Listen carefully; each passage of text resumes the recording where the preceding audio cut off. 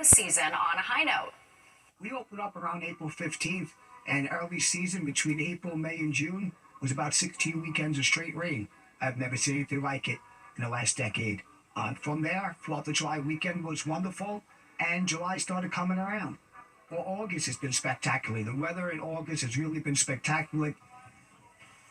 And another thing that could help local businesses is that many are open until Columbus Day. And you can get all your Labor Day weekend updates by downloading the free Fox Local app where you can stream our newscast at the beach or at the pool.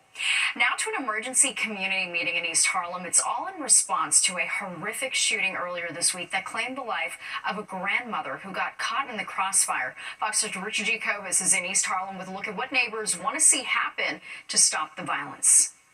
In the more than 3 decades that Terrence Higginson has spent living here in East Harlem, he's never been more fearful to walk his dog than he is right now. It's never like this before. Innocent people getting shot down like that. Yeah. Especially grandmothers, that's sad. Terrence lives at the Lakeview Apartments at 1250 Fifth Avenue in East Harlem, just 3 blocks from where 69-year-old Robin Wright was fatally struck by a bullet to her head while walking in her neighborhood this week to grab lunch. These people have to be stopped. Yes. Sometimes I don't even go out at night. If I'm not with my family, I don't go out at night. The fatal killing of an innocent grandmother prompting an emergency meeting where dozens of residents came face to face with members of the NYPD, pleading for help so they could feel safe again in their neighborhood. My grandma gets physical therapy at the same place the lady was getting physical therapy. My grandma called me crying, and that's a fact. NYPD stats from a few weeks ago claimed crime is down in the city, with murders dropping nearly 50%. But tell that to the folks who live here, or the community chaplains trying to calm the fears. I'm disturbed by this. I'm crying out to all of the city officials to go hard on these kids that's shooting people, because if you shoot somebody, there should be a place for you to go, because you don't have a right to shoot nobody. If I could instill some kind of sense into these young men, I would say something or speak to them. The residents here say their ask is pretty simple. They want more lights on the sidewalks, extra patrols, and round-the-clock surveillance in certain parts of the neighborhood. It's the least they say cops can do to improve their quality of life so they can get their life back. In East Harlem, Richard G. Kovas, Fox 5 News. One person is in custody tonight after a robbery that was caught on surveillance camera and a shootout in Mount Vernon. Police say 2 men made off with a couple $100s after robbing a gas station at gunpoint this morning. Police sent out an alert, and an NYPD unit that happened to be nearby responded and spotted the suspects soon after they exchanged gunfire. NYPD already had a unit that was doing some investigations in the area, and so they responded.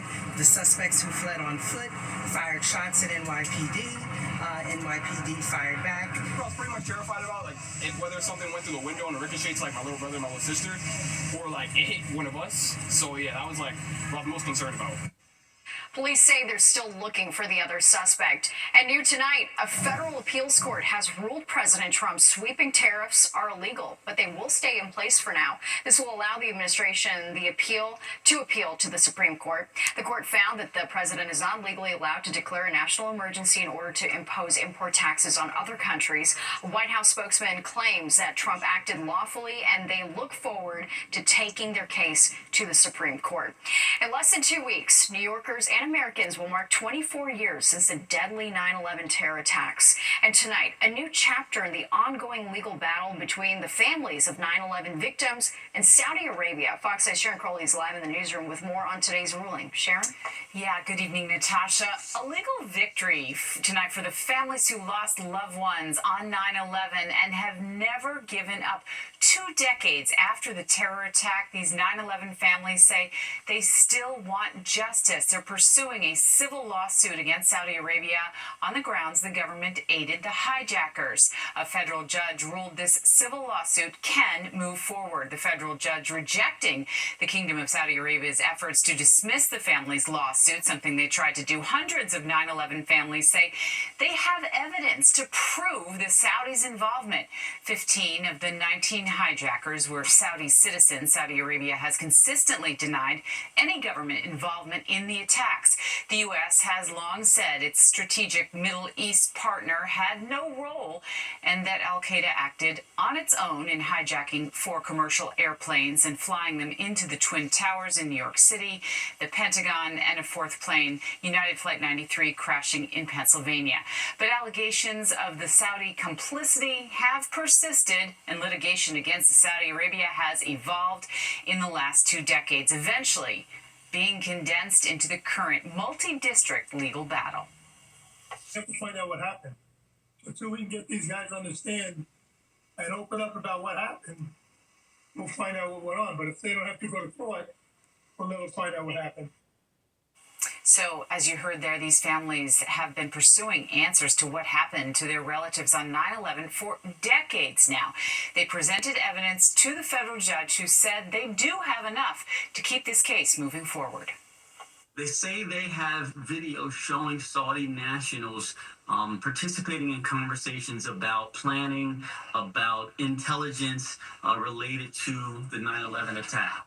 That's what they're saying they have. We don't know if that's all they're going to have, or if they can produce more. But that's the evidence that they're using now.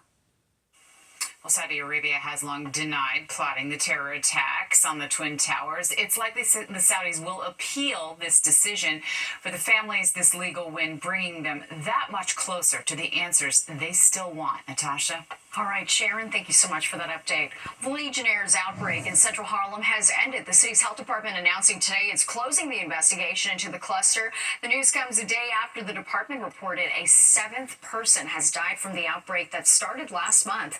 There have been 114 confirmed cases. 6 people are still in the hospital. There have been no new cases of Legionnaire's disease among New Yorkers who live or work in central Harlem since August the 9th, which is more than 2 weeks ago. The department says all cooling towers that initially tested positive for Legionella bacteria have been treated. The city is also proposing several policy changes, including expanding cooling tower inspections. And Labor Day is almost here. That means a popular celebration will be taking over the streets of Brooklyn. Of course, we're talking about Juve, the steps the NYPD is taking to keep everyone safe while celebrating. Plus, this weekend marks the unofficial end of summer. That means it's a return to the classroom next week, how you can fight those back-to-school blues. And a programming note for you, if you can't get enough of New York City politics and the mayor's race, you can watch Battleground NYC, the fight for your vote, hosted by SE Cup. It streams every weeknight at 7 p.m. on the Fox local app. Well, crowds are expected to pack the streets of Crown Heights on Monday, all to celebrate Juve and the West Indian Day Parade. The celebration of Caribbean culture transforms the area into a moving festival of color. But there is a history of violence breaking out. Fox Eye's Stephanie Bertini is live in Brooklyn with more on the NYPD's plan to keep people safe while they celebrate. Steph? Hey, Natasha, good evening. Well, you can see barricades like these up all along the parade route here on Eastern Parkway in Brooklyn. The West Indian Day Parade is a major event, and the events surrounding the parade attract a lot of people every year. This year, officials estimating 1 million New Yorkers expected to gather and participate in festivities. Now, over the years, there have been instances of violence. Last year at the parade, 1 person was killed and 4 injured in a gang-related shooting. We reported on it. With recent shootings and gang-related violence in the New York City area, the NYPD doing everything it can to keep everyone safe as this high-profile event that attracts a lot of people is approaching us. Officials promising the NYPD will have more police at this parade than it has had at any other event this year. This will be the largest police deployment of the year. Even bigger than our deployments for New Year's Eve in Times Square, even bigger than our deployments for July 4th. We've been preparing for this event for months.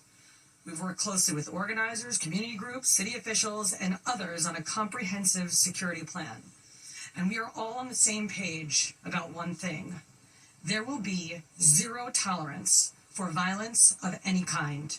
There are currently no specific or credible threats against the West Indian Day Parade. However, we're going to remain vigilant like we always do to prevent any form of violence that will take place. Last year's event was a success.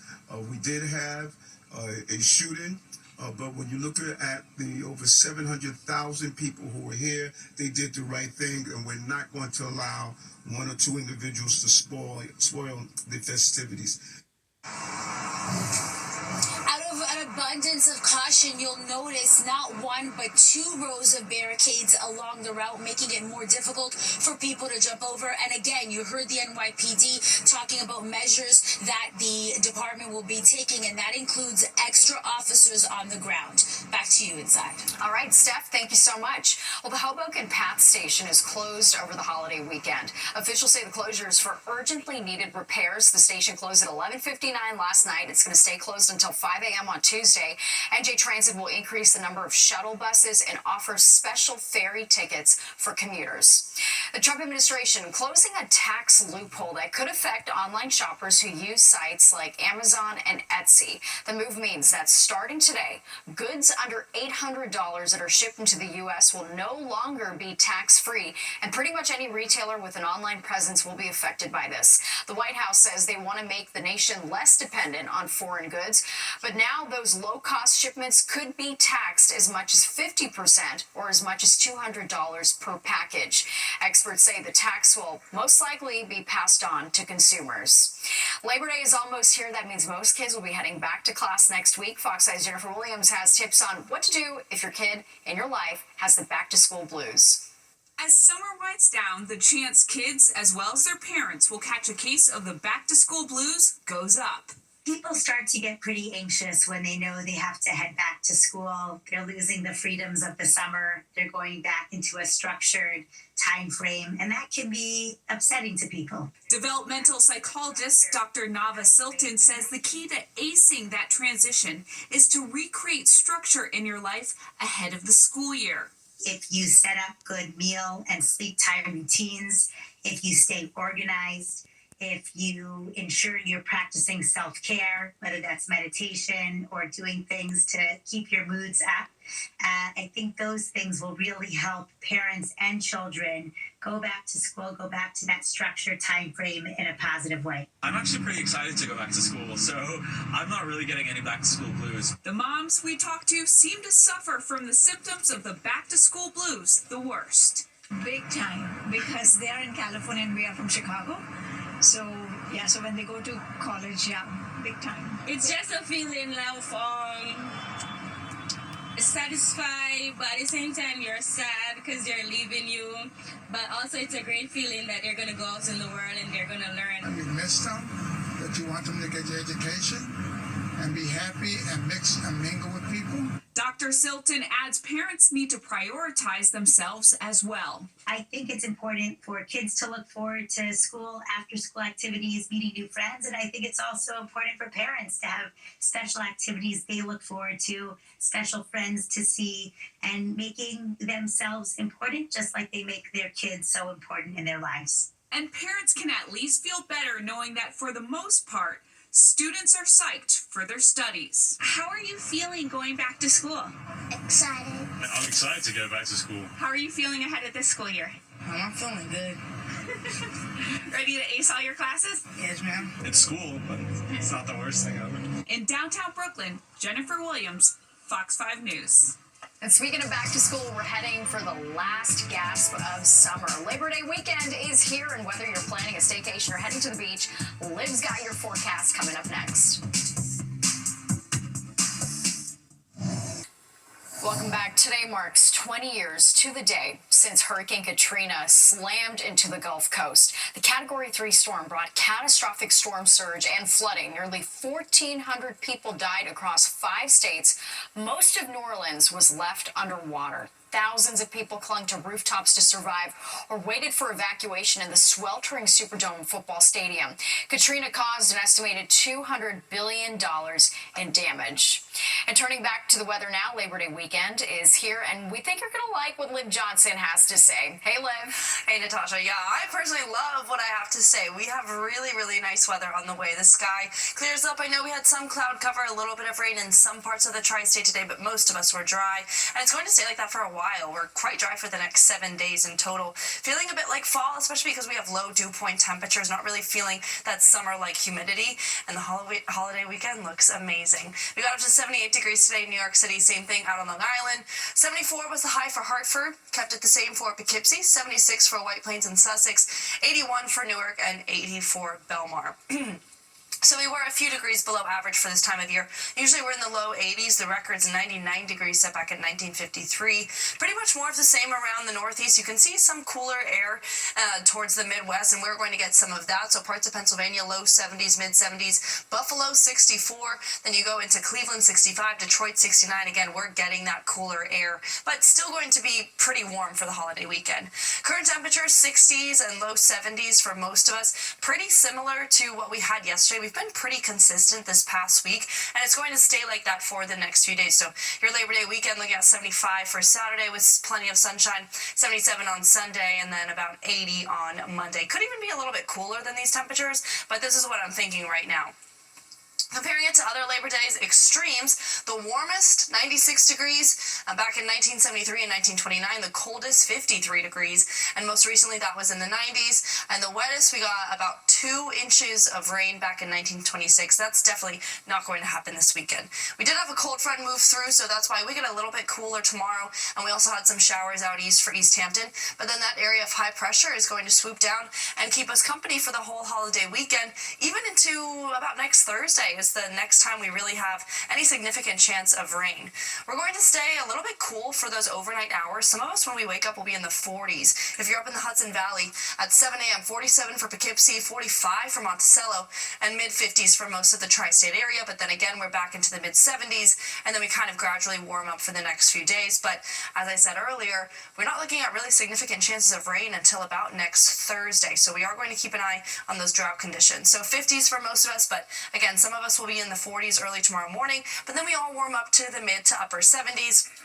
And then we keep the party going. 77 for Sunday, 80 for Monday and Tuesday, 78 for Wednesday, and 79 for Thursday with just a chance of showers. But pretty nice 7-day forecast if you ask me. Tasha? I'd say so. It looks really good. All right, Liv, thanks so much.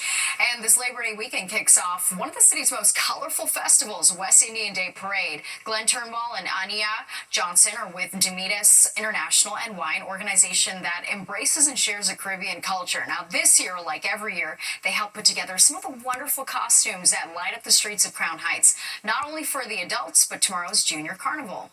Embracing our culture and continuing to do it every year and just showing everybody what it stands for in a whole. I got all of 2025 from all the islands. All the islands will be represented on Monday and Saturday. The Junior Carnival kicks off tomorrow, followed by the West Indian Day Parade on Monday. And there's more of the 10 o'clock news straight ahead. We'll be right back.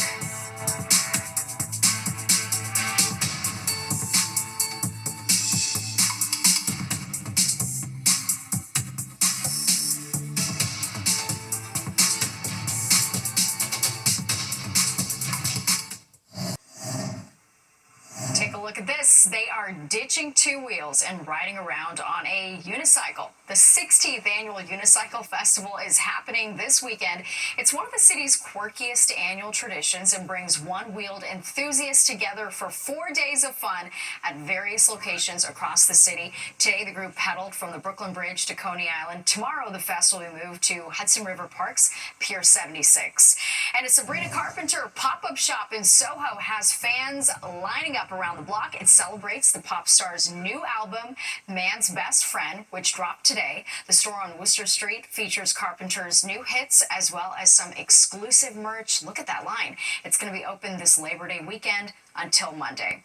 Well, that does it for us tonight. If you've missed any part of the 10 o'clock news, you can always catch an encore on our free streaming app, Fox Local, where you can stream our newscasts anytime. Have a great night and a great holiday weekend. I'll be back to see you here on Monday.